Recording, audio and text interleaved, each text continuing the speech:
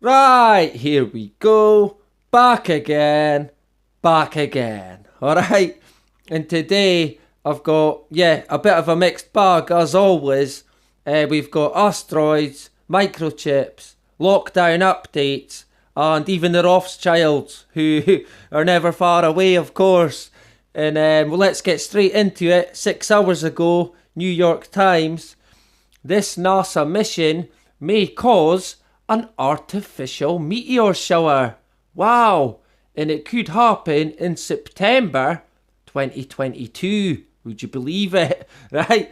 And it says, a study says the DART mission's collision with an asteroid near Earth may liberate enough debris to reach Earth's atmosphere. Wow. And it says, if all goes to plan in September 2022, a NASA spacecraft, the Double Asteroid Redirection Test Mission, or DART, will slam into a space rock with the equivalent energy of 3 tons of TNT. The goal is to nudge the orbit of its target object ever so slightly, a practice run to see if we could divert an asteroid from a catastrophic impact with our planet in the future. Of course, right? Because we don't want that to happen, do we? And it then says, the impact on that asteroid could produce the first meteor shower ever to result from human activities in space. Right. According to a paper published earlier this year in the Planetary Science Journal. Observing the shower could let scientists on Earth study the composition of near-Earth asteroids, but this cloud of debris would also mark a small irony for a space mission that has a goal of helping to protect our planet. I see. It then says, future human activities in space, such as near-Earth asteroid mining and further planetary defense testing, could shed more material that arrives in Earth's orbit. That means the DART mission might be an opportunity to consider how human activities in deep space affect life on and around Earth. Well, obviously, right? And it then goes on to say that if it's the case that launching it in 2 weeks later or earlier does not have any additional operational effect on the mission, then it would be worth it. To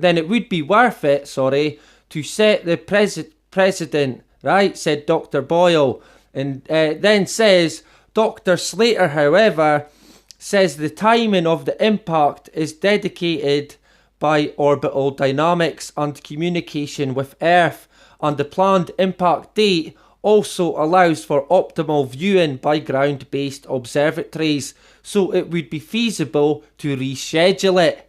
I see. So there's no set date yet. It then says, while DART poses no meaningful risk, Dr. Weigert says future asteroid missions should take the debris issue into account, just as missions closer to Earth need to better plan for space junk they leave in orbit. It's the first of a possibly large number of meteoroid streams we might create in the solar system that could become a hazard, he said. Right, so what exactly is a meteoroid stream? Well, that basically is a fucking train of meteorites. And yeah, that would potentially be a hazard if it was to hit Earth. So yeah, happy days, sounds great, doesn't it? And we'll leave that one for now. But this bad boy here, we've covered this before, and I said that we hadn't heard the last of it. And well, now scientists are going to try and catch these sort of alien objects that come into our solar system. And it's saying that scientists have unveiled an ambitious plan to catch a visitor from another solar system using a vast ring of satellites. It then says the project has already received limited support from NASA, and scientists say that if the grand project were to succeed, it could offer an entirely new understanding of how planets form and what other distant solar systems could look like. Wow, hip hip hooray, right? It's what we've all been waiting for. And it then says the plan would involve launching a set of static satellites or statites that would be put in place around the solar system. They would wait in a kind of hibernation until an interstellar object was detected, and then leap into action to hunt it down and get up close. Right? So surprise, surprise, this dude here, he's back in the news again. And I said we need to keep a close eye on it. So yeah, it looks like we're now going to try and catch one of these supposed out of solar system invaders, if you like. So yeah, that'll be interesting. And that brings me on to the microchips. And this is out of Euronews today. Will microchip implants be the next big thing in Europe? Hip hip hooray, it's what we've all been waiting for, right? And this is saying, I've took out a couple of bits. The technology is used for everyday tasks like accessing your smartphone, opening the front door, or setting an alarm. Wow, so yeah, everyone needs it. And this is one of the persons here who got this chip implanted, and as you can see, he can open a door. How amazing. And I've took a couple of bits out, and it says, we are seeing that a lot of people in Italy are not happy with adding a GPS or something that can track our movement. That might be a danger for us, he explained. We are not tracking movements, we don't have a GPS inside, but I think that a lot of people are not aware of that. Right, so you can't be tracked or picked out then. He then says, if you lose your key, you won't get into your house. If someone else gets your key, they can basically claim your house in some countries, so you could lose your house. In Sweden, the microchips can be used as a train ticket. Wow. But Lewin hopes that he will soon be able to make payments with them, with his chip, right? And in terms of the payments, it's saying that it's taken longer than what I thought and hoped. It was 3 years ago that I got my chip implanted. It looks like it'll be another year before the chip will work for making payments. Larson said that in Italy, Biohacks is talking to Vodafone and PayPal to attempt to make that happen. A company in the United Kingdom, Biotech, is also working to create contactless payments with implanted microchips. So as you can see, PayPal and Vodafone, yeah, they're now going to be on board. And it then says that Stephen Norton, the director of the UK firm Biotech, said this is the tipping point to mass adoption as the company receives daily inquiries about payment implants. So yeah, once PayPal gets on board and the likes of Vodafone, it's going to be mass adoption, their words.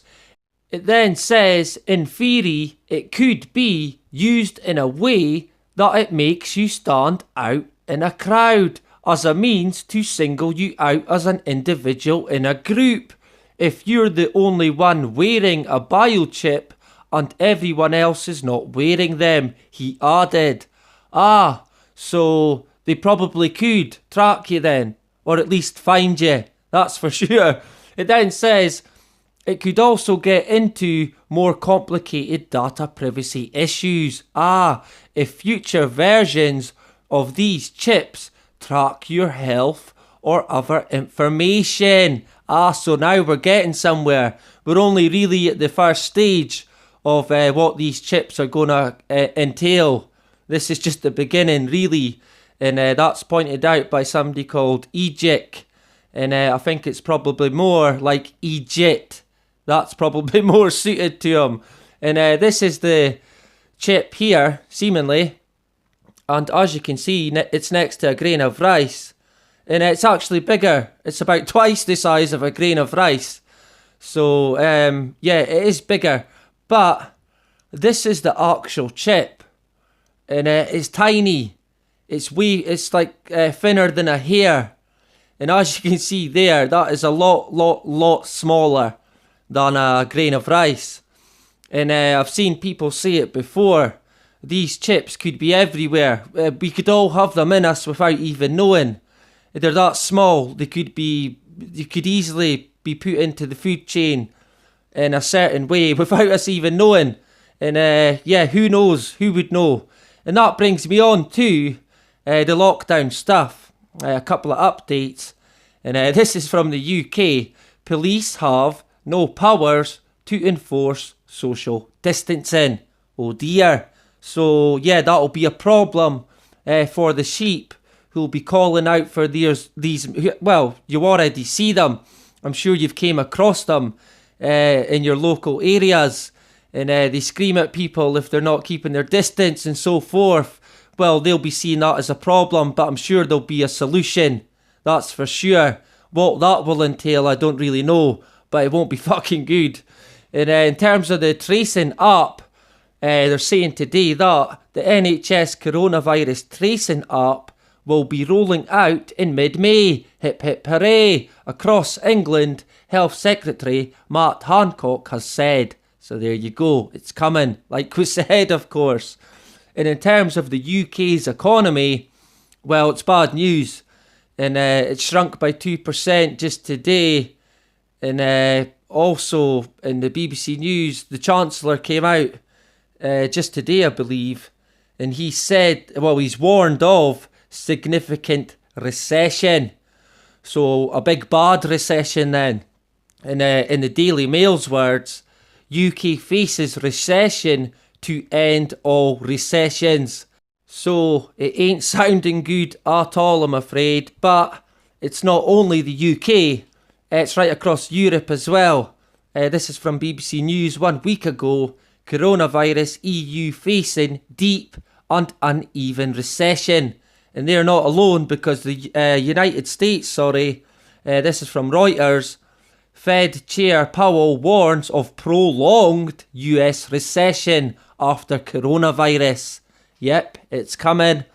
And this as well, German advisor sacked for report on lockdown peril. And this is a German ministerial advisor who decided to have his own opinion. And yeah, they sacked him because he told the truth about the implications of lockdown. And yeah, there you go, that's how they deal with you. And I reported 6 days ago in this video about the schools in the UK, what was going to happen. Would we see kids in cubicles? And I really wasn't sure what they were going to come up with, but I knew it would be bad. And I said in that video, which I'll link in, I did say that I would be keeping an eye on it.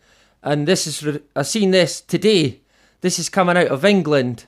And yeah, this is what they're now doing in playgrounds, in schools.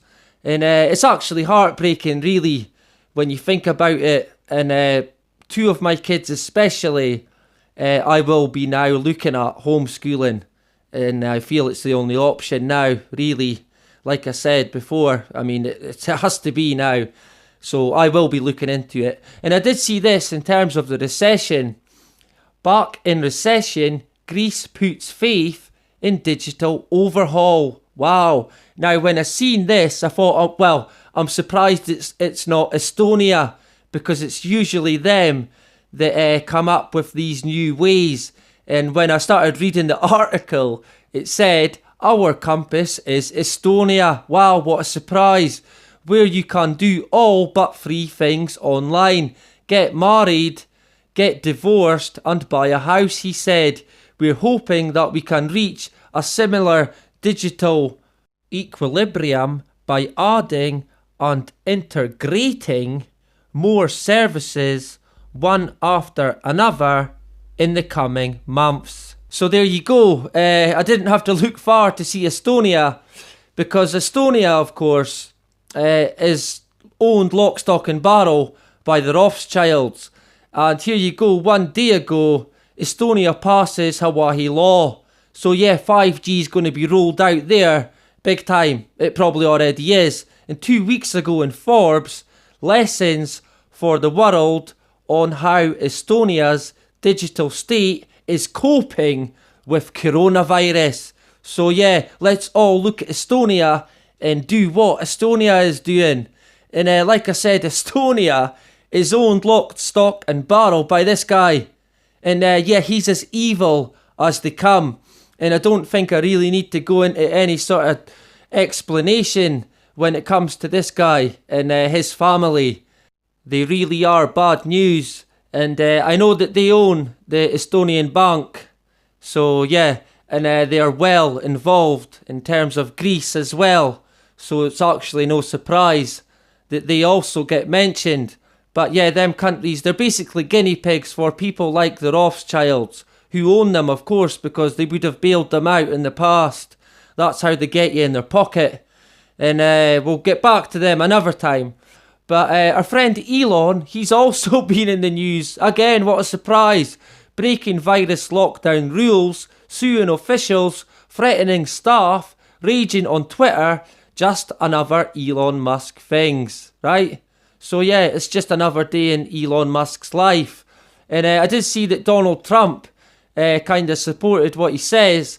And I don't speak about politics that much because like the coronavirus, politics is the same. It's a sham, it's a scam. And like this boy says here in his tweet, if voting could actually change anything, it would be outlawed. And yeah, I couldn't agree more. Politics it's a circus. In fact, a circus would do a better job at running this country than the fucking criminal politicians that we currently have and have had. A lot of people think that politicians work for the people because we pay them. And yeah, that's true to a certain extent. But when you get high up in the political world, you make the big money. And that ain't paid by us. That's paid by someone else. And they then work for them, of course. Otherwise, they don't get their money. And of course, they're blinded by greed. That's why a lot of the politicians that we end up having are complete and utter psychopaths. Surprise, surprise. Anyway, that is about it. Bye-bye.